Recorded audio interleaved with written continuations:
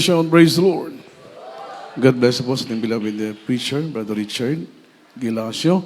Minamahal, tayo po'y sama-samang manalangin sa ating mahal na Panginoong Kristo at ipinita sa ating dalawang kamay. Let us pray.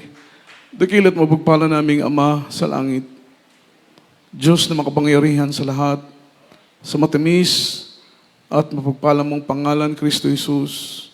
Your name is above in every other name, there is Lord.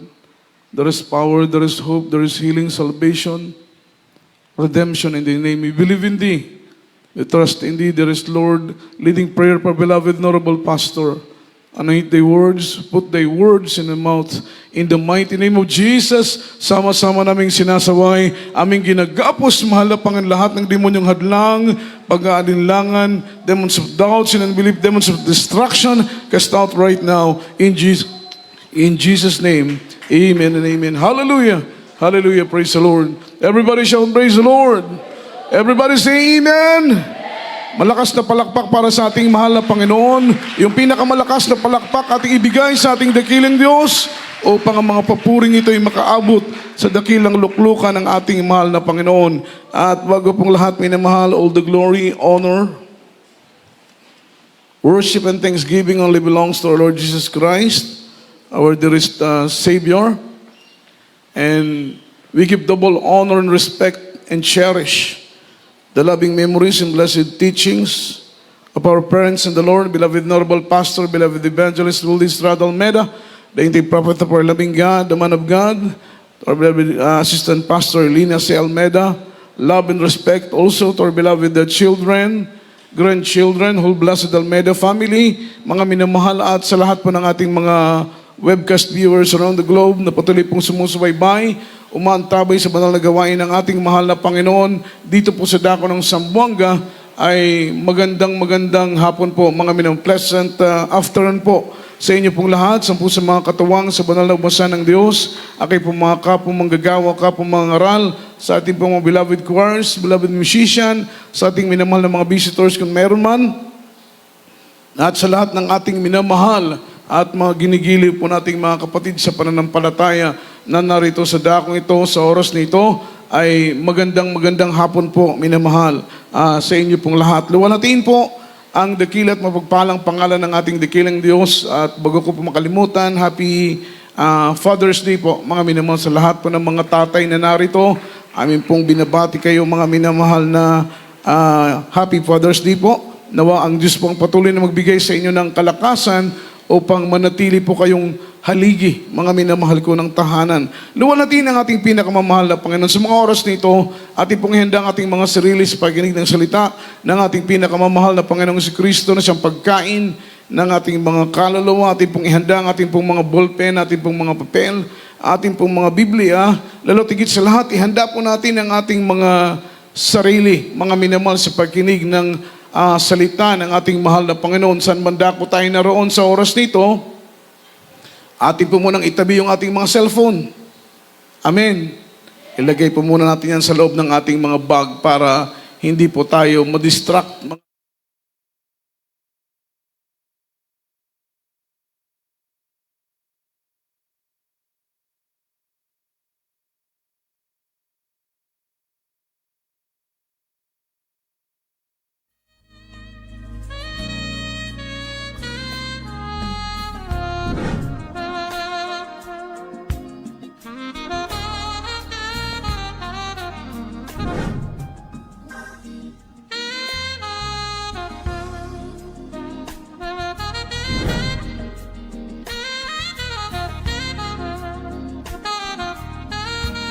Unang talata nating basahin, Proverbs chapter 16, verse 16. Amen. Dito po sa Aklat ng mga Kawikaan, kabanata ay 16, at ang talata ay 16. Pagkaigi nga na magtamo ng karunungan kaysa ginto. Oo, magtamo ng kaunawaan ay maigi kaysa pumili ng pilak. Amen. Praise God. Palakpakan po natin ang ating pinakamamahal na Panginoon. Amen. Bakit po? Ang pilak at ang ginto ay pansamantala lamang. There's two kinds of riches. That is temporal riches and eternal riches. Yung temporal riches, yan po ay kayamanang lilipas, kayamanang mawawala, kayamanang mauubos, kayamanang mananakaw. Amen. Yan po yung kayamanan na pinagsusumikapan ng mga taong makasalibutan na maangkin. Amen. Diyan po sila die hard, mga minamahal, to gain temporal riches, to obtain temporal riches. Tayo pong mga anak ng ating mahal na Panginoon, because we understand that we are only strangers of this world. Hindi po tayo taga rito sa lupa. Amen. Yung original citizenship natin, wala dito sa lupa. Amen. Ang original nating tahanan ay nandun sa piling ng ating mahal na Panginoon. Palakpakan po natin ang ating dakilang Diyos. Itong lahat sa lupa, itong lahat ay temporary lang. Kaya, they gain, they strive to obtain temporal riches. Kakaiba po tayong mga naglilingkod sa ating pinakamamahal na Panginoon. Yung ating focus, yung ating target, not temporal riches but eternal riches. Yung kayamanang magpakailan-kailan paman. At ang kayamanan, mga minamahal, na magpakailan-kailan paman, yung kayamanang hindi lilipas, yung kayamanang hindi maglalaho, yung kayamanang hindi maaagaw sa ating mga kamay. Walang iba kundi ang ating pinakamamahal na Panginoon. Yan ang kayamanan ng mga anak ng Diyos. Ang kayamanan ng mga taong umiibig sa Panginoon ay ang ating pinakamamahal na Panginoong si Kristo. Dahil sabi ng Biblia, mga minamahal, ang totoong mayaman, hindi yung mga taong nakatira sa mansyon. Yung totoong mayaman, hindi yung mga taong nagbibilang ng sasakyan. Yung totoong mayaman, hindi pa yung mga taong limpak-limpak ang salapi doon sa kanilang bank account. Yung totoong mayaman, mga minamahal, yung si Kristo ang naghahari sa kanilang mga puso. Sila po yung totoong mayaman. It's better to get knowledge than gold. Mas mainam po yung magkaroon tayo ng karunungan kaysa kayamanan, kaysa ginto, kaysa sa pilak, sabi ng banal na Biblia. Ano pong sabi sa Tagalog version? Pagkaigi nga na magtamo ng karunungan kaysa ginto. Oo, magtamo ng kaunawaan ay maigi kaysa pumili, mga minamahal, ng pilak. Totoo po yan, mga minamahal, or sabi ng banal na Biblia, o pumili ng pilak. Masigit pa, mas mainam pa na magkaroon tayo ng karunungan. Ang karunungan na minimension sa Biblia, hindi pa ito worldly wisdom. Amen.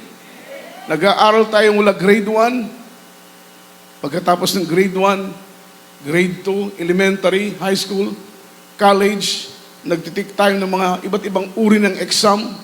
That is only worldly wisdom. Sabi ng Bible, foolishness for the Lord. Mga minamahal, yung worldly wisdom. Kamangmangan sa mahal na Panginoon, yung karunungang makasanlibutan. Amen. Amen. Sabi ng Biblia, ang karunungan sa ibabaw ng lupa, ang kapantasan sa ibabaw ng lupa, ay mga minamahal, kamangmangan sa ating pinakamamahal na Panginoon. Maraming mga pantas, maraming matatalino, mga minamahal, cum laude, summa cum laude, graduated, skillful, mga minamahal, talagang degree holder. Pero sabi ng Biblia, nakakalungkot dahil kahit nasa kanila ang lahat ng karunungan, but they are ignorant, mga minamahal, regarding sa salita ng ating pinakamamahal na Panginoon. Palakpakan natin ang ating dakilang Diyos. Ngayon, kung ang tao ay ignorante sa salita ng Diyos, paano siya makakapasok sa kaharian ng langit? Kung ang tao ay ignorante, walang alam, mangmang sa salita ng ating mahal na Panginoon, paano siyang maging tagapagmana ng buhay na walang hanggang? Napaka-imposible. Amen. Kagaya po ng isang banatang lalaki, isang young ruler, nagtanong sa mahal na Panginoon, Lord, paano ako makakatanggap at magiging tagapagmana ng buhay na walang hanggang? Napakaganda po ng kanyang katanungan, Lord, paano akong magiging tagapagmana ng buhay na walang hanggang? Ang sabi ng mahal na Panginoon, ganapin mo ang aking kautusan. Ganapin mo ang utos ng Diyos. Sabi niya, Panginoon, ano ang utos ng Diyos? Sabi ng Panginoon, huwag kang mangangalunya, huwag kang papatay, huwag kang magnanakaw, huwag kang sasaksi sa hindi katotohanan. Igalang mo ang iyong ama, igalang mo ang ina, igalang mo ang iyong mga magulang, at ikaw ay makasumpong ng kaharian ng langit. Amen? Everybody shout, praise the Lord. So, ignorance of the law excuses no one. Napaka-importante na ang tao'y magkaroon ng sapat na karunungan, malalim na kaalaman patungkol sa salita ng ating pinakamamahal na Panginoon. Dahil sabi ng Biblia, hindi po excuses na tayo po ay walang alam, mga minamahal, makakatakas na tayo sa paghatol ng ating pinakamamahal na Panginoon. Hindi po, mga minamahal. Lalong-lalo na po ngayon, sa ating panahon ngayon, laganap na po sa social media ang salita ng ating mahal na Panginoon. Iba't ibang mga ngaral, iba't ibang sekta, iba't ibang denominasyon, maging sa gawain ng Jesus Miracle Crusade, International Ministry, sa FB, sa YouTube, laganap ng salita ng ating mahal na Panginoon. Ano pong purpose ng Diyos? Bakit nais ng Panginoon ipalaganap ang kanyang mga banal na salita, not only here in the Philippines but also in abroad, worldwide na po, mga minamahal, ang pagpalaganap ng salita ng Panginoon. Anong layunin ng Diyos? Bakit nais niyang ipalaganap ang salita ng mahal na Panginoon? Upang ang tao, mga minamahal, ay hindi po makatakas sa araw ng paghatol. Upang ang tao ay walang maikatwiran sa ating pinakamamahal na Panginoon. Amen. Palakpakan natin ang ating dakilang Diyos. Ang sabi rito, ignorance of the law excuses no one. Ang kamangmangan sa batas ay hindi dahilan upang tayo makaligtas sa ating mga pananagutan. Amen? Everybody shout, praise the Lord.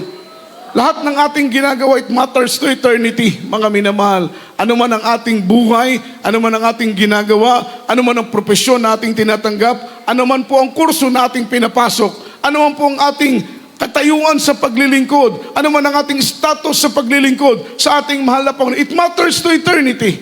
Meron tayong pananagutan, palakpakan po natin ang ating pinakamamahal na Panginoon. At ang ating pananagutan na yan ay lilitisin ng mahal na Panginoon sa araw po, mga minamahal, ng paghatol. Kaya hindi po excuses na wala tayong alam sa salita ng ating mahal na Panginoon. Ang nais ng Panginoon, magkaroon tayo ng malalim na eagerness, malalim na hangaring pagsusumikap, mga minamahal, para maunawaan natin yung kautusan ng ating pinakamamahal na Panginoon. Dahil kapag hindi natin maunawaan ang utos ng ating mahal na Panginoon, lalo tigit, hindi natin ipamuhay ang utos ng ating mahal na Panginoon, hindi natin masumpungan ang kaligtasan ng ating mga kaluluwa. Kahit alam pa natin ang utos ng Diyos, kung hindi naman natin ito ipapamuhay, nagiging walang pakinabang po, mga minamahal. Kabisado mo ang 10 Commandments, marami kang talatang alam, bersikulado ka, cover to cover, Genesis to Revelation, marami kang alam sa salita ng Panginoon, pero hindi mo naman ipinapamuhay ang salita ng ating pinakamamahal na Panginoon, hindi mo pa rin matanggap ang pangako ng Diyos patungkol sa buhay na walang hanggang. Kaya napakahalaga na malaman natin ang salita ng Diyos, at the same time, ito po'y ating may pamuhay. Napakahalaga na tayo po'y magkaroon ng karunungan, mga minamahal, kaalamang espiritual na nanggagaling sa Diyos. Gaya ng sinabi ko sa inyo, yung worldly wisdom, it is foolishness unto the Lord. Yan ay kamangmangan sa harapan ng mahal na Panginoon. Hindi yan ang karunungan na nais ng mahal na Panginoon. Bueno, mga minamahal, kung tayo po ay mga degree holder, tayo po ay nakapagtapos sa pag-aaral, praise the Lord. Gamitin natin yan para makatulong sa gawain ng ating mahal na Panginoon. Say amen. Kung ikaw ay nakapag-graduate, nagkaroon ka ng stable na mga job, mga minamahal, nagkaroon ka ng source of income, may mga resources ka, tumatanggap ka ng pagpapala, huwag natin kakalimutan na hindi yan atin. Ha? Amen. Tayo po'y tinawag ng mahal na Panginoon upang maging tagapag-ingat.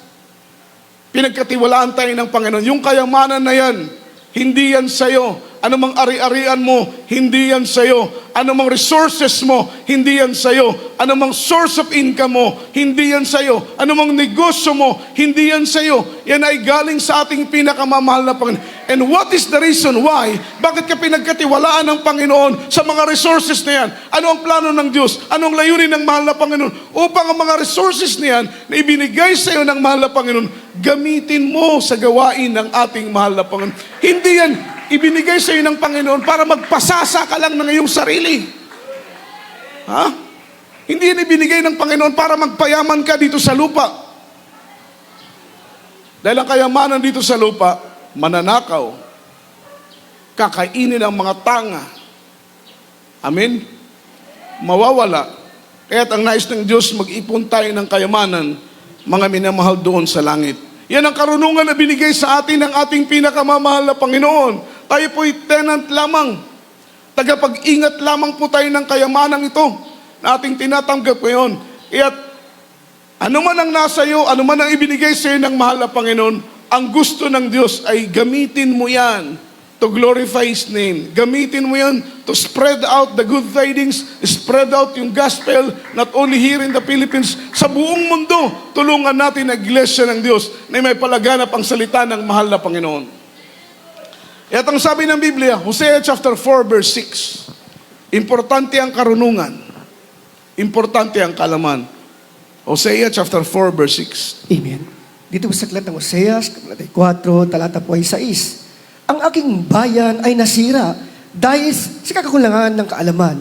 Sapagkat ikaw ay nagtakwil ng kaalaman, akin namang itatakwil ka, upang ikaw ay huwag maging saserdote ko.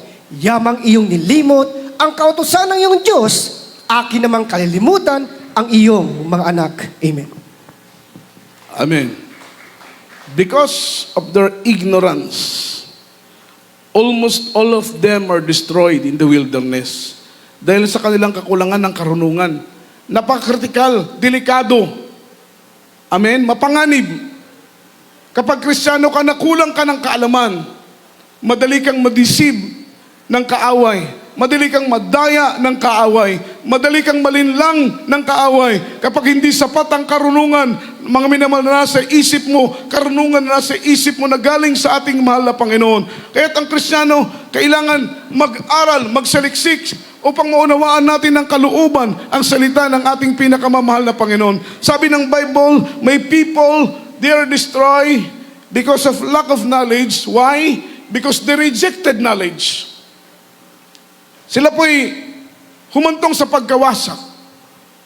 Sila po'y napuksa, mga minamahal, sabi ng Biblia, because they are lack of knowledge. Sila'y kulang ng karunungan. Kulang sila ng kaalaman. Amen? Bakit kaya sila kulang ng karunungan? Bakit kaya kulang sila ng kaalaman? Dahil hindi sila nag-aaral. Amen? Hindi sila nagsasaliksik. Hindi nila binubulay-bulay ang salita ng ating pinakamamahal na Panginoon. That is the reason why bakit kulang sila ng karunungan. At sabi ng Biblia, because of their lack of knowledge, mga minamahal, they destroyed. Sila po yung napuksa. Because they rejecting knowledge. Kanila pong reject ang karunungan. Mga minamahal, dapat sanay kanilang pagsumikapan na makamtan, mga minamahal. Tayo po'y mapalad. In the time of Israelites, time of the apostles, wala pang Biblia. Wala pang binabasang Biblia. Hindi pa nabukbay ng Biblia. First Bible na ginawa, year 1611, panahon ni King James, mga minamahal. Wala pang Biblia sa panahon ng apostoles. Wala pang Biblia sa panahon ng mga propeta. Wala pang Biblia sa mga sinaunang mga tao. Mga minamahal, kaya para sa kanila, wala pa silang guideline, wala pa silang pattern kung paano paglingkuran ang ating pinakamamahal na Panginoon. But in our time, mga minamahal, we are blessed among the blessed. Dahil sa Biblia na salita ng ating pinakamamahal na Panginoon, nababasa natin ang iba't ibang uri ng mga karanasan ng mga unang mananampalataya, kung paano silang pinagpala dahil sumunod sila sa kalooban ng Diyos. Nababasa natin sa Biblia kung paano naghimala, kung paano nag-ingat, kung paano nagligtas, kung paano nagpala ang mahal na Panginoon sa mga tumatalima sa kanyang kalooban. Meron na tayong guidelines. Amen? Amen. Hindi na tayo maliligaw, not unless kung hindi ka nagbabasa ng Biblia. Not unless kung wala kang Biblia. Di ba nakakalungkot? Dito na tayo inuban, dito na tayo tumanda, pero dumadalo tayo every gawain, wala tayong bit-bit na Biblia. Kahit ipataas ko inyong kamay dito, mga minamahal, ang tingin ko, mas marami ang walang Biblia kaysa sa merong Biblia. Sabi ng Biblia, may people are destroyed because they are lack of knowledge. Why? Because they rejected knowledge. Amen? So napakahalaga na tayo po'y mag-aral ng Biblia. Not only every Sunday, huwag tayong makontento sa mga preaching lang ng mga preachers. mas maganda yung self-study, yung tayo mismo ang nagre-research, tayo mismo ang sumasaliksik, patuloy nating pinapalalim yung ating kaalaman at pangunawang espiritual. Dahil the more na tayo po'y nagbabasa ng Biblia, the more na nakikilala natin ang ating pinakamamahal na Panginoon. And the more we know Him, the more we love Him. Bakit lumalalim ang pag-ibig natin sa Diyos? Dahil lumalalim ang ating pagkakilala sa Panginoon. Paano lalalim ang ating pagkakilala sa Diyos? Sa magitan ng Kanyang banal na Biblia. Sa Kanyang banal na salita. Pero nakakalungkot ang iba sa atin, naaalala lang natin ang Biblia tuwing araw ng linggo. Amen? Amen. Nababasa lamang natin ang Biblia tuwing araw ng gawain. Pero kapag walang gawain, busy tayo sa cellphone, busy tayo sa mga bagay dito sa lupa, paano tayo lalago? Paano tayo magiging closer sa ating relationship, sa ating commitment, sa ating mahal na Panginoon, kung puro cellphone ang ating hawak? Paano tayo lalago? Paano lalim ang ating pananampalataya? Paano tayo mangungugat? Paano tayo magiging rooted? Paano magiging stablisado ang ating pananampalataya, minamahal, kung kulang tayo ng karunungan at kaalaman sa salita ng ating mahal na Panginoon? Alam po ninyo yung ibang sect at denomination, well-versed yung mga membro. Sabi nga ng aking narinig, talo pa tayo ng mga children's choir. Yung mga children's choir, maraming alam na bersikulo. Pero minsan yung iba sa atin, amen, naalala ko tuloy, beloved brother Fernando Sulun, siya po'y nahiwalay sa grupo ng ating mahal na pastor. Napunta siya sa malayo sa may kagubatan. At siya po'y na-recover ng mga sundalo. Pero before siya po'y tinutukan ng baril, ang sabi niya, miyembro ko ng Jesus Miracle Crusade. Sabi ng mga sundalo, kung totoong miyembro ka ng Jesus Miracle Crusade, hindi ka Abu Sayyaf, mag-recite ka ng isang bersikulo. Ang sabi niya, John 3:16, for God so loved the world. Yun po yung kanyang verse. Hindi po siya pinaputukan ng baril, naniwala yung mga sundalo na siya po yung member ng Jesus Miracle Crusade. Just imagine, kung wala siyang bersikulong alam. Amen? Kung wala siyang bersikulong alam, ibig sabihin siya po'y mapagbibintangan na Abu Sayyaf. Ganun din po sa paglilingkod natin sa ating pinakamamahal na Panginoon. Kaya, ignorance of the law excuses no one. In the time of judgment, hindi mo pwedeng sabihin, Lord, wala akong alam. Pasensya, mahal na Panginoon. Papasukin mo ko sa iyong karyan. No. Because ignorance of the law excuses no one. Hindi mo pwedeng sabihin pagdating ng araw ng paghatol, Panginoon, pasensya, hindi ko po alam, hindi ko po narinig sa preaching ng preacher na ganito pala. Mga minamahal, hindi po. Napakahalaga tayo po yung nagsasaliksik. Amen? Si Esau, mga minamahal. Isang example, bakit pinagpalit ni Esau yung kanyang birthright, yung kanyang pagkapanganay, mga minamahal? Dahil si Esau, he don't know the value of birthright. Hindi po niya alam yung halaga ng pagkapanganay. Siyempre, para sa kanya, madali niyang ipagbili yung kanyang pagiging panganay. Madali niyang ipagpalit ang kanyang pagiging panganay sa isang mangkok lamang na lugaw because he don't know the value of birthright. Hindi niya alam. Kaya madali siyang malinlang, madali siyang madaya dahil wala siyang alam. Amen? Everybody shout, praise the Lord. Kaya kung alam pa ni Esau yung value ng birthright, hindi niya yun bibitiwan. Kung alam pa ni Esau yung value ng birthright, yayakapin niya yun ng mahigpit. Kung alam pa ni Esau yung value ng birthright, mga minamahal, ng pagkapanganay, kahit anong mangyari, ikamatay man niya, hindi niya yun bibitawan. Pero dahil wala siyang alam di ba? Kakaiba yung may alam. Say amen. Say amen. Bakit tayo nagkakaroon ng kaalaman? Dahil nag-aaral tayo. Nagsasaliksik tayo. Amen. Amen. Kaya lang, ang problema kapag sobrang dunong na,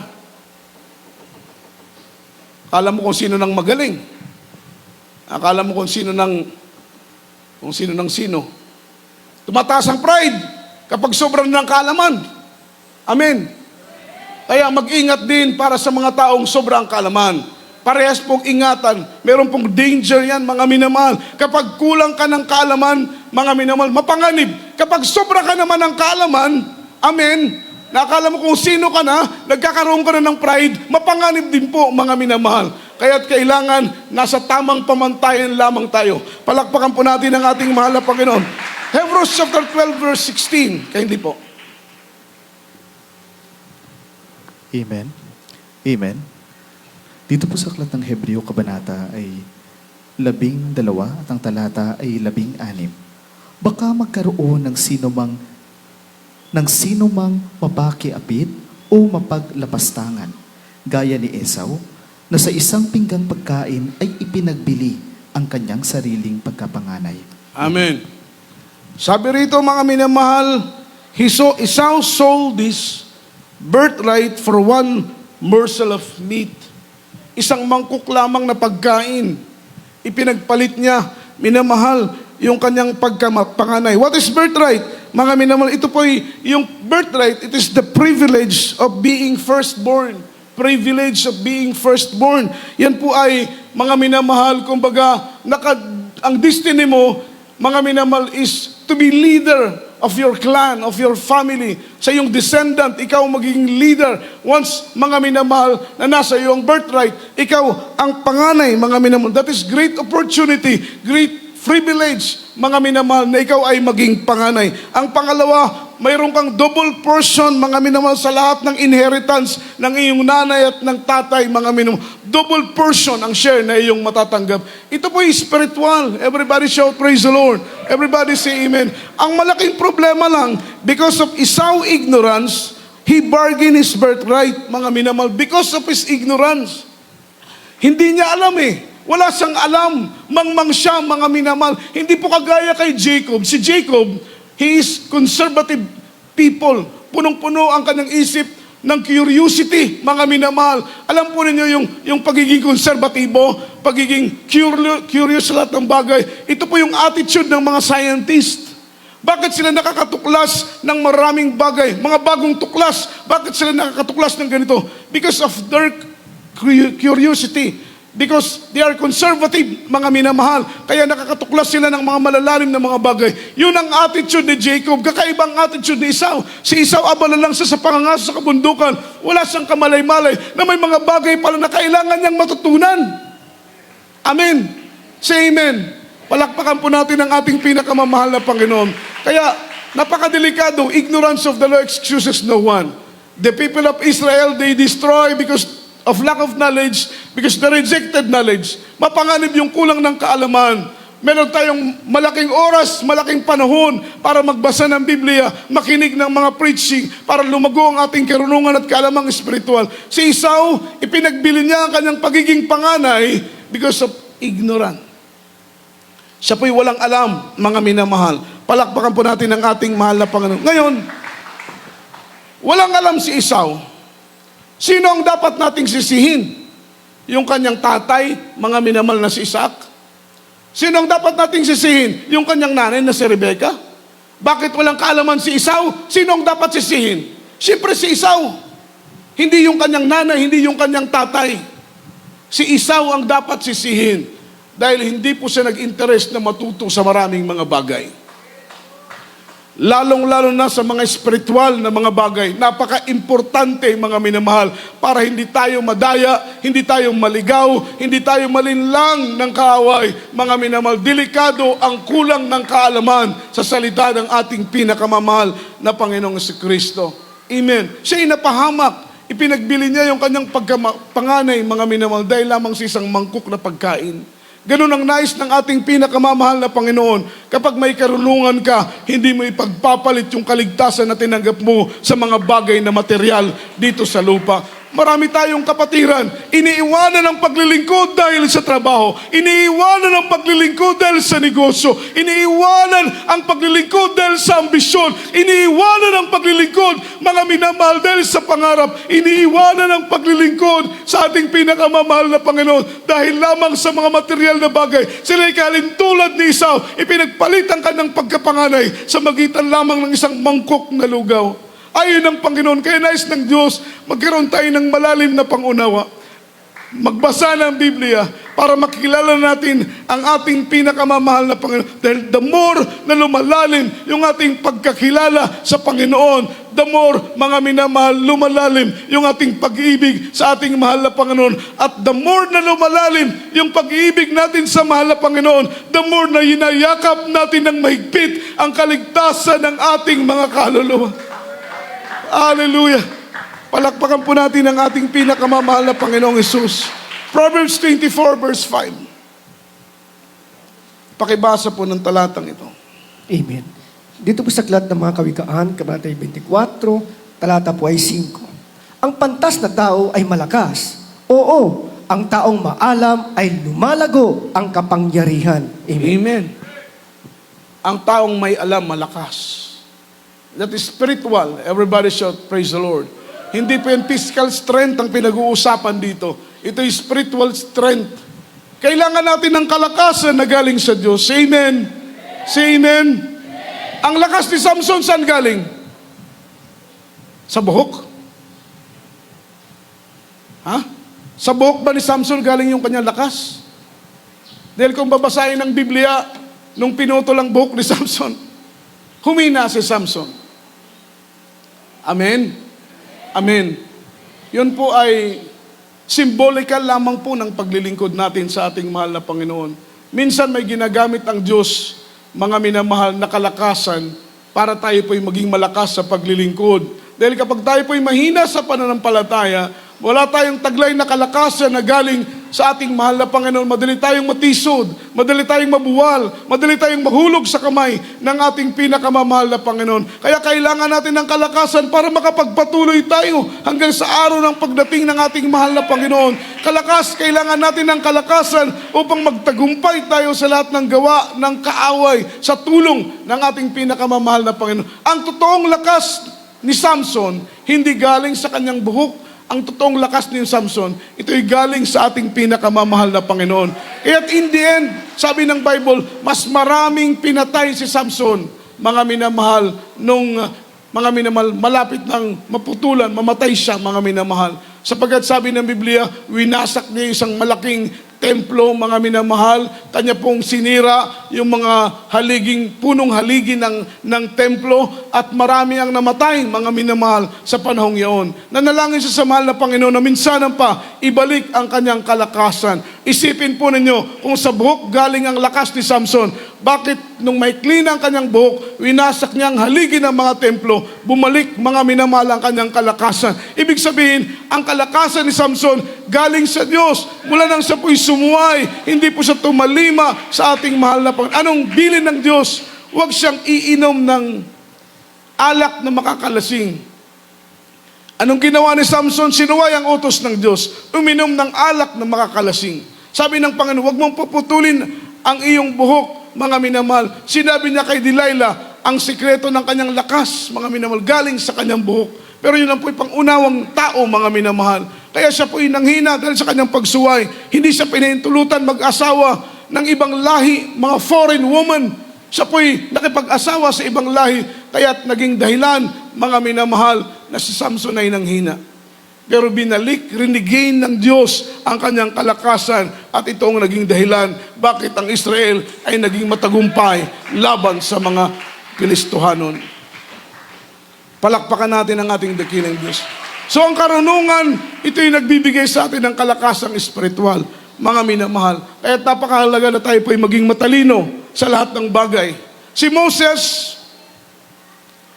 siya po ay well-educated sa batas ng Ehipto. Naging matalino siya dahil siya po'y hinahanda, hinuhubog siya para maging sunod na paraon ng Ehipto. Napakalaking pribilehiyo. Yung posisyon na pagiging paraon ng Ehipto, pagiging king ng Ehipto, it means king. Yung word na Pharaoh, it means king sa atin, presidente. Amen. Kaya yung pagiging Pharaoh sa dako ng Egypt, ito po'y malaking pribilehiyo, mga minamahal. Maraming nag-aagawan sa ganitong posisyon. Si Moses, siya po ay nakadestin, mga minamahal, para maging Pharaoh ng Egypt. Pero sabi ng Biblia, dahil si Moses, taglay niya ang karunungang espiritual na galing sa mahal na Panginoon, tinanggihan niya ang posisyon na yun. Basahin po natin ang Biblia, Hebrews chapter 11, verse 24 and 26. Amen. Dito po sa aklat ng Hebreo, kabanata ay 11 at ang talata ay 24 hanggang 26. Sa pananampalataya, nang lumaki na si Moises ay tumangging siya'y tawaging anak ng anak na babae ni Paraon, na pinili pa na siya'y tampalasanin na kasama ng bayan ng Diyos, kaysa magtamo ng nagsisikupas na kalagayahan sa pagkakasala, na inaring malaking kayamanan ang kadustaan ni Kristo kaysa sa mga kayamanan ng Ehipto, sapagkat ang kanyang tinititigan ay ang gantimpalang kabayaran. Amen. Palakpakan natin ang ating pinakamamahal na Panginoon. So tingnan mo yung karunungan ni Moses. Ikumpara sa karunungan ni Esau. Amen? Si Esau, siya po ay tinawag na mangmang, sabi ng Biblia. Amen. Dahil hindi niya alam yung halaga ng pagiging panganay. Ganon din po sa kaligtasan.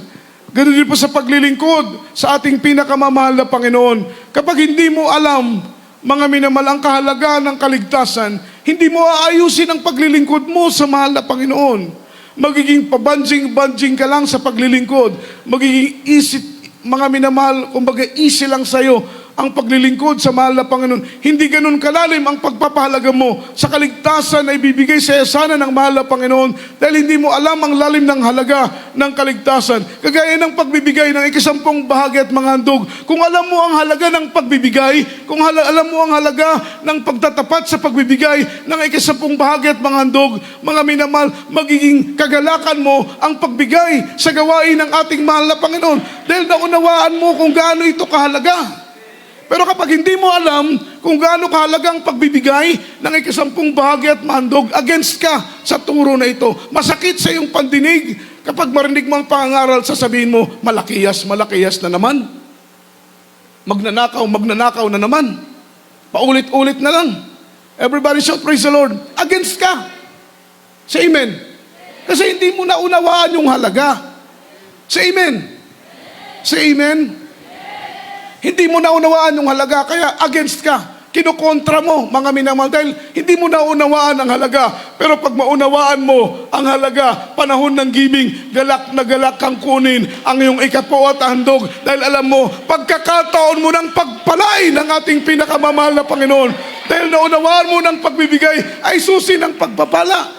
Palakpakan po natin ang ating dakilang Diyos. Nandun ka pa lang sa bahay mo, excited ka na, Lord, nandito yung aking 10 bahagi at mga handog. Pagdating ng exhortation ng giving, pagbibigay, ibibigay ko ito sa iyo, mahal na Panginoon, dahil alam ko, dito mo ako pagpapalay. Kapag makita mo ang aking katapatan, bubuksan mo ang tungawan ng langit, ibubuhos ang saga ng pagpapala na walang sapat na silid na kalalagyan. Kapatiran natin, ang kanilang trabaho ay pumumulot ng basura doon sa dako ng Payatas Island. O tinawag po nilang Smoky Mountain, sa dako ng Payatas. Yun lang ang kanilang trabaho. Pero galak na galak sila pagdating sa pagbibigay. Naniniwala sila lang turo ng ating kagalang-galang na pastor ay totoo. Yung mga pangaral ng mga mangaral ay totoo. Kaya every time na meron silang 10 bahagi at mga handog, itinatabi nila kahit kailangan nila ng pagkain, kailangan nila ng panggastos, hindi nila ginagalaw ang kanilang mga 10 bahagi at mga handog. Pagdating ng gawain, kahit wala silang pamasahe, naglalakad, dumadalo sa gawain, iniingatan nila ang kanilang 10 bahagi at mga handog na hindi po nila magalaw, hindi po nila magastos. Nakita ng Panginoon ng kanilang mga puso na sila ay pinagkatiwalaan sa maliit na bagay, karapat dapat silang pagkatiwalaan sa malalaking mga bagay. Yung kanilang mga anak na 3 na pag-aral, naging scholar, nakapagtapos, nakapag-abroad. Ngayon, wala na sila sa Payatas. Hindi na sila namumulot ng basura. Sila'y pinayaman na ng ating mahal na Panginoon. Dahil ang pagbibigay ay may kapangyarihan upang tayo po'y payamanin. Malakas na palakpak para sa ating mahal na Panginoon. Galak ang ating puso sa tuwing nagkakaroon tayo ng pagpapala. Nung Friday nga,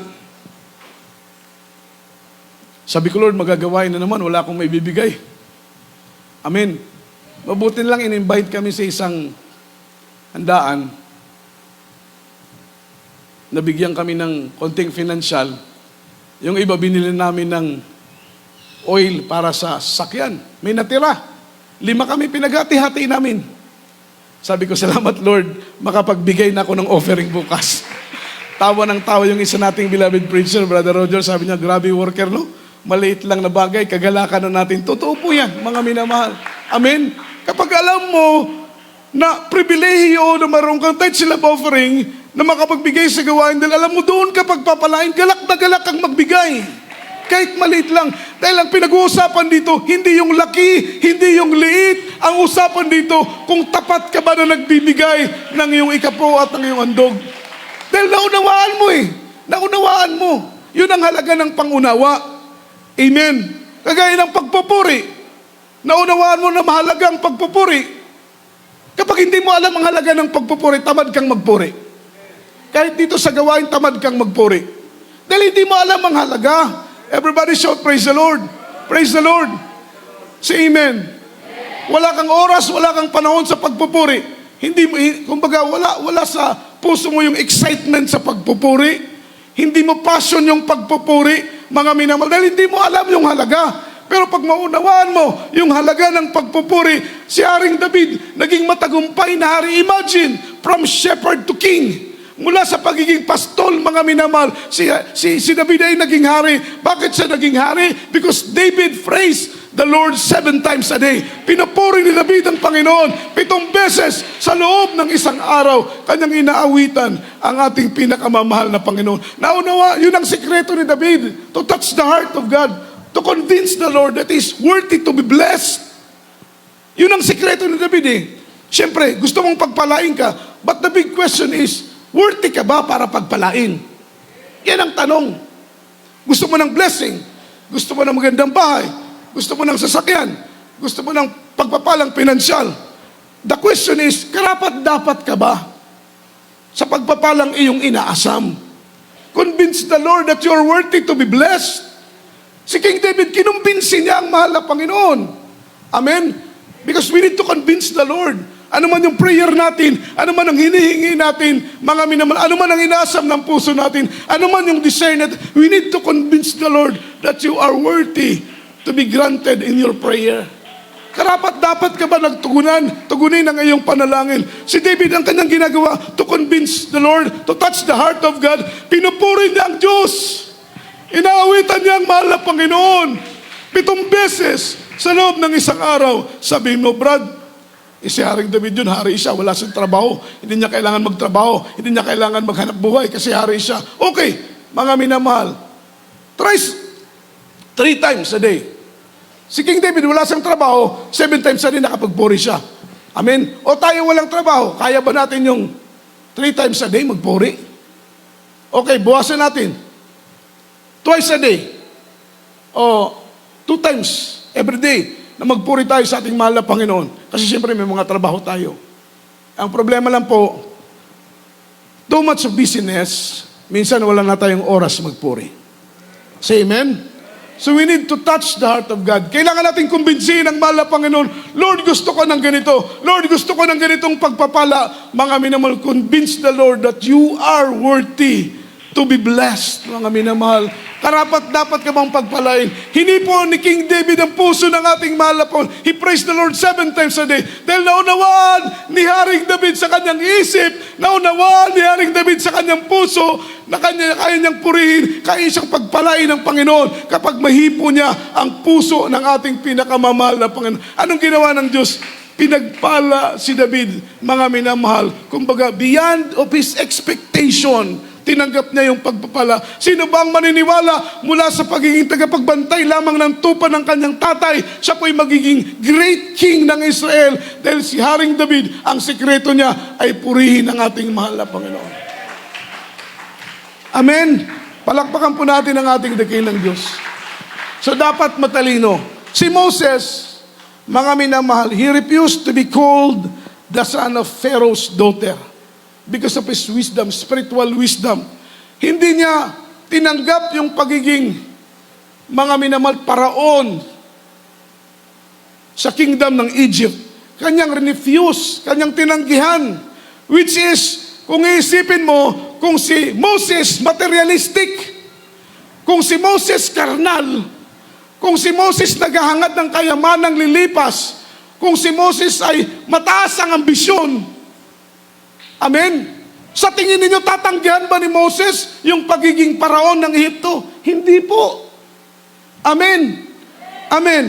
Ang sabi nito in verse 25, He chose to suffer affliction with the people of God. Ang pinili niya, instead na tanggapin yung pagiging king ng mga minamahal Egypt, ang pinili ni Moses ay makasama ang mga tao ng Diyos sa kahirapan, mga minamahal. He chose to suffer affliction with the people of God. Mas pinili niyang magtiis, mas pinili niyang magbata, mas pinili niyang maghirap kasama ang mga tao ng Diyos rather than enjoy, mga minamahal, the pleasures of sin. Mas pinili niyang magtiis. Bahala nang magtiis. Bahala nang maghirap. Bahala nang magsakripisyo. Mga minamahal, He chose to suffer affliction kasama ang mga tao ng Diyos.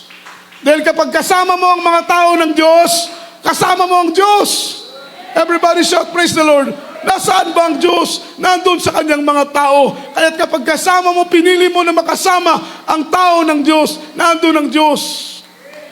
Kagaya ng ating pagkakatipong ito, sabi ng Bible, 2 or 3 are gathered in my name, I in the midst of them, 2 o 3 na nagkakatipon sa aking pangalan, ako ay nariyan sa kanilang kalagitnaan. So we believe 100%, hindi man nakikita in our own naked eye ang ating mahal na Panginoon, pero ramdam natin ang kanyang presensya, ramdam natin ang kanyang pag-ibig, ramdam natin ang kanyang pagmamahal. Para sa atin, mga minamahal, kontento na tayo na kahit hindi natin nakikita sa ngayon ang ating pinakamamahal na Panginoon, ang mahalaga sa atin ay maramdaman natin ang kanyang banal na presensya. He chose suffer affliction with the people of God rather than to enjoy the pleasures of sin. Mas pinili niya ang mga tao ng Panginoon kaysa maging masaya sa kasalanan. Amen? Ang kasayahan sa paggawa ng kasalanan ay pansamantala lang. Say amen. Masaya ka ngayon, oo, dahil gumagawa ka ng kasalanan. Inom dito, inom doon.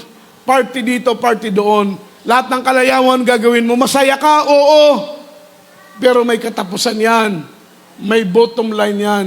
Because sin will find you out. Hahanapin ka ng iyong kasalanan. Darating ang araw, hindi ang nasa mo ang magdurusa, kundi ikaw mismo ang maghihirap bunga ng iyong kasalanan. Dahil ang bunga ng kasalanan, karamdaman hanggang humantong ito, mga minamahal, sa kamatayan. Say amen. In verse 26, he understand that valuing Jesus is greater riches than the treasures in Egypt. Nakita po ni Moses na kapag pahalagan mo ang ating mahal na Panginoon, ang pagpapahalaga sa ating buhay na Diyos ay greater riches than the treasures of mga minamahal of Egypt. Mas mahalaga ang paglilingkod sa ating mahal na Panginoon. Kaya the more na pinapahalagan mo ang iyong paglilingkod sa ating mahal na Panginoon, the more, mga minamahal, na tayo po ay binibless ng ating pinakamamahal na Panginoong Hesus. Sa oras dito, mga minamahal, ating pong awitan ang ating pinakamamahal na Panginoon. Luwalatiin natin ang ating dikilang Diyos, mga minamahal, sapagkat mahalaga ang karunungan, mga minamahal. Huwag natin sayangin yung ating oras, yung ating panahon. Ilaan po natin sa pag-aaral, pagsasaliksik ng salita ng ating pinakamamahal na Panginoon upang hindi tayo mapahamak. Sabi ng ating pinag-aaralan, my people are destroyed because of lack of knowledge, because they rejected knowledge. The ignorance of the law excuses no one. Hindi na pwedeng sabihin na wala tayong alam. Napakahalaga na tayo mapuno ng karunungang espiritual upang hindi tayo malinlang, hindi tayo madaya ng gawa ng kaaway. Awitan natin ang mahal na Panginoon. You shall love the Lord with all our heart. You shall love the Lord with all your soul.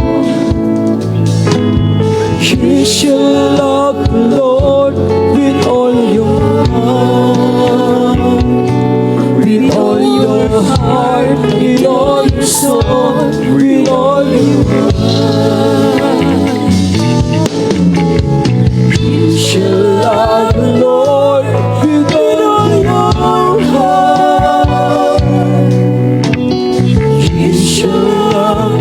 Lord with all your soul. Yes, there is Jesus. Hallelujah. You shall love the Lord with all your heart, with all your heart, with all your soul, with all your heart. Oh, I love you for all the things you are. Oh, I love you God, hallelujah. for all the things you do. Lord, I love you.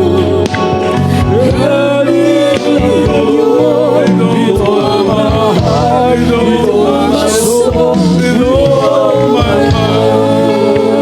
Glory to Jesus. I will love the Lord with all your heart. Hallelujah, hallelujah.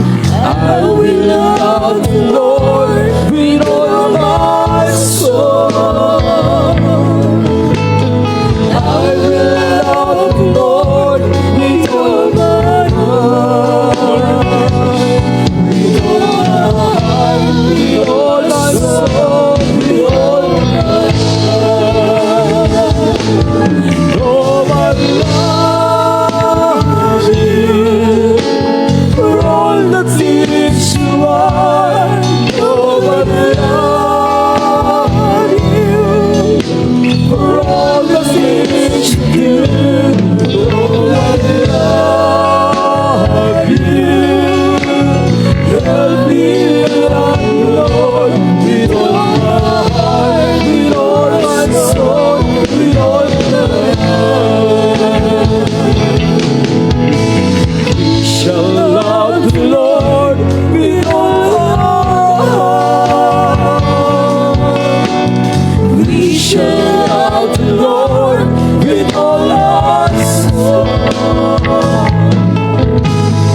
We shall love the Lord with all our heart, with all our heart, with all our soul, with all our heart. Oh, I love you for all the things you are. Oh, I love you for all the things you do. Oh, I love you. Yeah, I love you, Lord, with all our hearts, with all our soul. Glory to Jesus. Hallelujah. Hallelujah.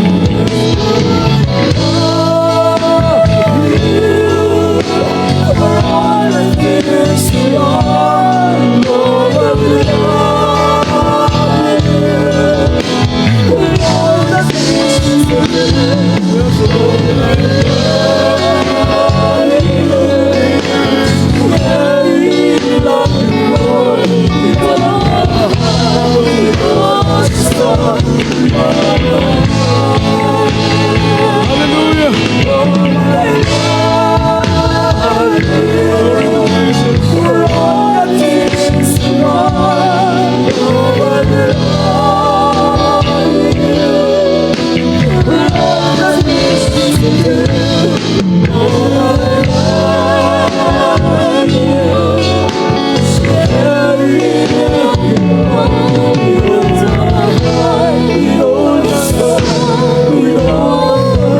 Purihin ka, mahal na Panginoon. Hallelujah. Purihin ka, O Diyos.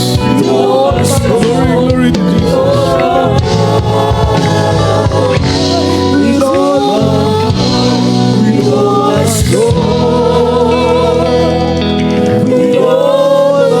Amen.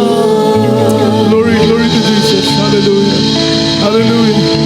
Inaman tayo po sama-samang manalangin sa ating mahal na Panginoong si Kristo. Sabi ng Biblia, kung tayo po'y kulang ng karunungan, kaalaman, mga minamahal, manalangin tayo sa Diyos, sa ating mahal na Panginoon, sapagkat siyang Diyos na pinagbubukalan ng karunungan at ng kaalaman. Tayo po'y manalangin sa oras nito. O pagpala naming Ama sa langit, Diyos na makapangyarihan sa lahat, sa mga oras nito, mahal na Panginoon, sa ganang amin, wala po kaming magagawa. aming dalangin, mahal na Panginoon. Hallelujah, buksan mo ang aming puso, ang aming pangunawa. Lubos naming maunawa ng salita mo, ang kalooban mo. Dagdagan mo ang aming karunungan, ang aming kaalaman, upang maunawaan namin kung gaano kahalaga ang pagsunod, kung gaano kahalaga ang pagtalima sa iyong kalooban, upang matiyak namin ang kaligtasan at buhay na walang hanggang na iyong ipinangako sa bawat isa sa amin. Sa pangalan ni Jesus, papagtibayin mo ang aming pananampalataya, patuloy mong palaguin ang aming karunungan sa paglilingkod sa iyo. Sa pangalan ni Jesus, bless us, O Lord, in Jesus' name. Amen and amen. As a point of contact, ipatong po natin ang ating kamay sa ating ulo, kabilang kamay sa parte ng ating katawan na may mga karamdaman, sawayin natin sakit, gumaling, problema, malutas, sa pangalan ng ating mahal na Panginoon. Mapagpalang Diyos, Ama namin sa langit, makapangyarihan sa lahat. Sa mga oras nito, mahal na Panginoon, iunat mo po ang iyong mapagpalang kamay, ipatong mo ito sa aming mga ulo, sa unang panalangin po ng aming kagalang-galang na pastor, sama-sama naming sinasaway, anumang uri ng karamdaman, gumaling, problema, malutas, sa pangalan ni Jesus, cast out right now, in the mighty name of Jesus. Demons of doubts, demons of pride, carnality, stubborn spirit, poverty is begun, sickness be healed, infirmities cast out, mga panghihina, panlupaypay, panlalamig, demonyong pag-aalinlangan, demonyo ng kahirapan, sa pangalan ni Jesus. Sa pangalan ni Jesus. Amen, amen. Hallelujah. Praise the Lord. Purihin ang ating dakilang Diyos sa mga oras na ito. Itaas po natin ang ating dalawang kamay. Shout 3 times, hallelujah, praise the Lord. And then jump 3 times, express our love to our dearest Papa Jesus. Hallelujah, praise the Lord. Hallelujah, praise the Lord. Hallelujah, praise the Lord. Say, I love you, there is Jesus. I love you, there is Jesus. I love you, there is Lord. Purihin po ang ating mahal na Panginoon. Palakpakan po natin ang ating dakilang Diyos. Luwalhatiin po ang matamis at mapagpalang pangalan ng ating buhay na Diyos. Tayo po na dumako sa ating special love offering.